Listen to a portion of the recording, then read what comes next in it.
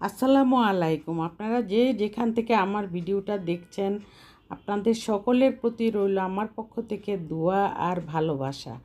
আজকে নাস্তার থেকে আমি ভিডিওটা শুরু করে দিলাম। নাস্তার মধ্যে যদি এত মজার একটা খাবার থাকে, তাহলে কি ভিডিও না করে পারা যাবে বলেন তো? আর সেই চিন্তা করেই কিন্তু আমি আপনাদের জন্য একটা ভিডিও বানাবো বিধায় আমি ভিডিওটা করে নিয়েছি। আর সেই ভিডিওটা করার শুরুতেই আমি এখানে বুটের ডাল সারা রাত ভিজিয়ে রেখেছিলাম। বুটের ডালটা আমি এখন ব্লেন্ড করে নিব। ব্লেন্ড করে সুন্দর করে একদম মিহি করে তারপরে আমি চালের গুঁড়ার দিয়ে আজকে চাপড়ি পিঠা বানাবো। আর গরুর মাংসের ঝোল আলু আছে, এগুলি দিয়েই খাওয়া হবে। সেই চিন্তা করেই কিন্তু আমি চাপড়িটা বানিয়েছি, যে গরুর মাংস রান্না করলে পরের দিন কিন্তু চাপড়ি পিঠা অনেক মজা হয়। আর সেই জন্যই আমি ডালটা ভিজিয়ে রেখেছিলাম। ভিজিয়ে রাখার পর আমি রাতের বেলা সারা রাত ভিজিয়ে রাখার পর পরদিন সকালবেলা নাস্তার সময় আমি ভালো করে ধুয়ে টুয়ে তারপর আমি ব্লেন্ড করে নিলাম। ব্লেন্ড করে একদম মিহি করে নিতে হবে, তাহলে চালের গুঁড়ার সাথে আর কোনো দানাদার কিছুই থাকবে না। তখন চাপড়ি পিঠাটা মচমচেও হয়ে থাকে আর খেতেও সুস্বাদু লাগে। আর সেই চিন্তা করে আমি ব্লেন্ড করে নিচ্ছি। আর আমার ভিডিওটা যদি আপনাদের কাছে একটু হলেও ভালো লেগে থাকে, তাহলে অবশ্যই একটি লাইক দিয়ে কন্টিনিউ করবেন, সাবস্ক্রাইব করে অল বাটনে প্রেস করে রাখবেন। আর এখন আমি চালের গুঁড়া নিয়েছি প্রায় 2 কাপ। 2 কাপ চালের গুঁড়ার সাথে আমি 250 গ্রাম বুটের ডাল আমি ভিজিয়ে রেখেছিলাম, এখন ব্লেন্ড করে নিয়েছি। বুটের ডালটা একটু বেশি দেই আমি চাপড়ি পিঠার মধ্যে, তাহলে মচমচে ভাবটা অনেকক্ষণ থেকে যায়। আর সেই জন্য এখন আমি হলুদের গুঁড়া আর লবণ দিয়ে আর বুটের ডালের পেস্ট দিয়ে আমি চালের গুঁড়ার সাথে মাখিয়ে নিচ্ছি। মাখিয়ে একদম ভালো করে মাখিয়ে নেওয়ার পর আমি পেঁয়াজ, কাঁচামরিচ, ধনিয়া পাতা দিয়ে দিব। দিয়ে তারপরে একসাথে মেখে নেব। মেখে আমি তারপরে বানানো শুরু করে দিব। আর মেখে কিছুক্ষণ রাখলে আরও ভালো। কিছুক্ষণ রেখে তারপরে বানানোর পর কিন্তু মচমচে ভাবটা বেশিক্ষণ থাকবে।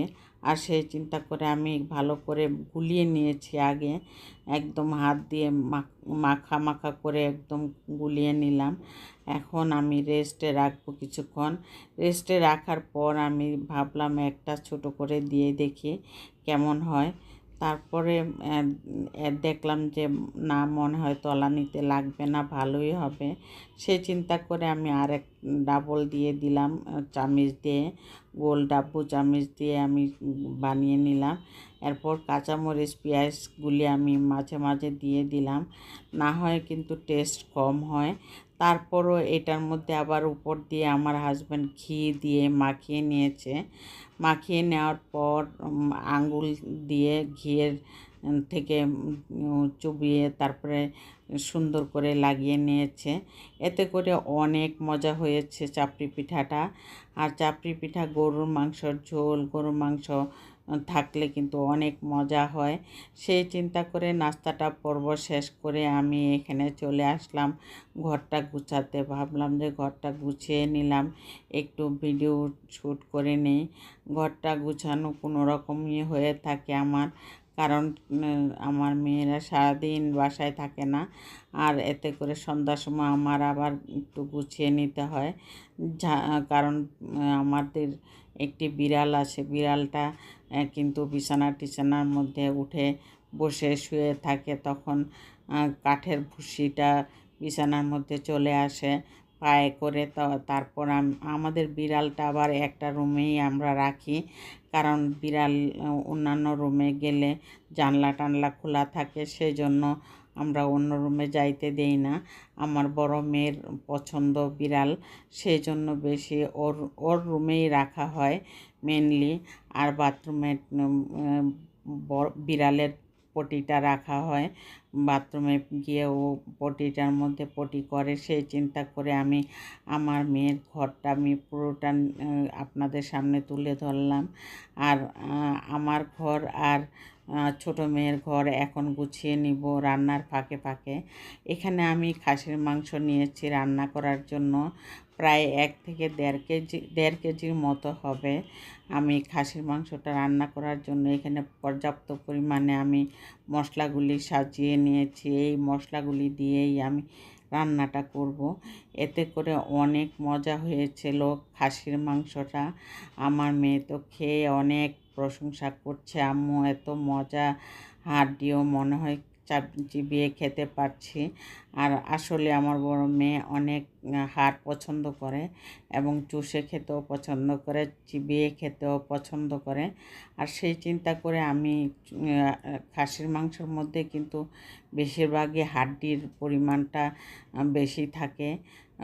বুকের সিনার মাংসটা আর রানের মাংসটার মধ্যে কিছু কিছু বেশি মাংসর সাথে লাগানো হাড্ডি থাকে, কিন্তু খেতে কিন্তু ঝোলটা অসাধারণ মজা হয়ে থাকে।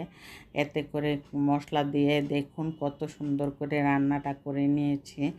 আর রান্নাটা করার মাঝেও দেখুন কেমন হয়েছে।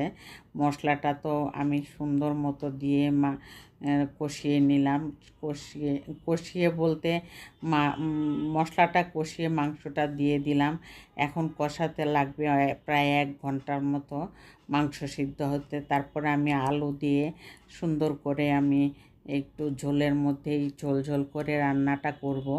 আর এই ঝোল করে রান্নাটা খুবই মজা হয়। ভাত দিয়ে, রুটি, পরোটা, লুচি সব কিছুর সাথে কিন্তু এই খাসির মাংসটা যায়।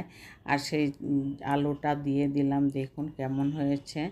ঝোল দেওয়ার পর আমি মাখা আর থাকলো না। মাখা না করে আমি একটু ঝোল রেখেছি, কারণ ঝোলটা আবার দেখা যাবে যে চুলা বন্ধ করে নিলে আবার একটু টেনে যাবে। আর সেই জায়গায় সেই জায়গায় রাখলে কিন্তু অনেক মজাও হয়।